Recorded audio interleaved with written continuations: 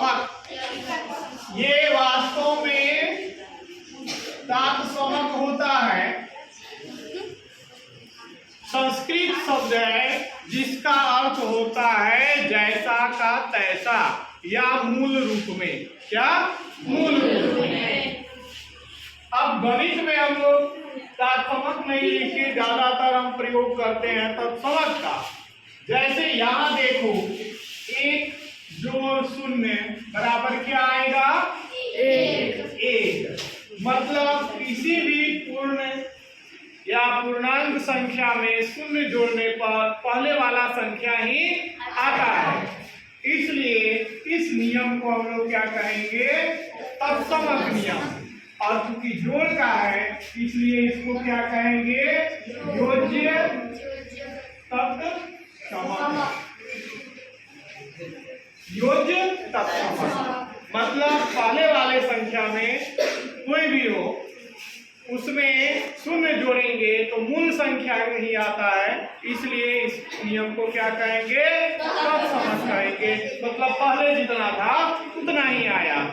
यह पूर्ण संख्या, पूर्णांक संख्या, प्राकृत संख्या या परिमेय संख्या सबके लिए है।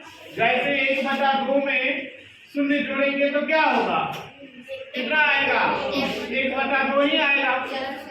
तो जो भी संख्याएं हैं उसमें शून्य जोड़ने पर वही संख्या आ जाता है, इसलिए इस नियम को हम कहेंगे तत्समक नियम। और एक और होता है, अब क्या है? जैसे 3 गुना 1 क्या आएगा? 3। 1 आएगा? नहीं, 3। कितना आएगा? 3। ठीक है। मतलब पहले जितना संख्या हम लिए हैं उसमें 1 से गुना करेंगे तो वही संख्या आएगा। अगर हम यहाँ लेते हैं 5/7 गुना करेंगे 1 तो कितना आएगा? 5/7 ही आएगा 1 से गुना करने पर। मतलब पूर्ण संख्या लें या पूर्णांक संख्या लें, किसी में भी 1 से गुना करने पर जितना भी गुना किए हैं वही संख्या आता है। मतलब पहले वाला संख्या ही हमें प्राप्त होता है, इसलिए यह कौन सा नियम कहलाएगा? तत्समक। और क्योंकि यह गुना का है इसलिए यह क्या होगा? गुणात्मक तत्समक। ठीक है, गुणात्मक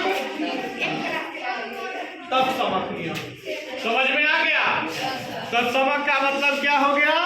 मूल वाला ही जैसे पहले था वही आएगा। इसलिए तो ये दो स्थिति है, किसी भी संख्या में शून्य जोड़ो तो वही संख्या प्राप्त होता है, और किसी भी संख्या में 1 से गुना करो तो पहले वाला संख्या प्राप्त होता है।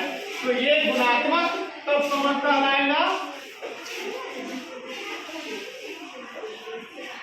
जबकि जोड़ वाला क्या कहलाएगा? योज्य। जोड़ को योग कहते हैं ना, योज्य तत्समक।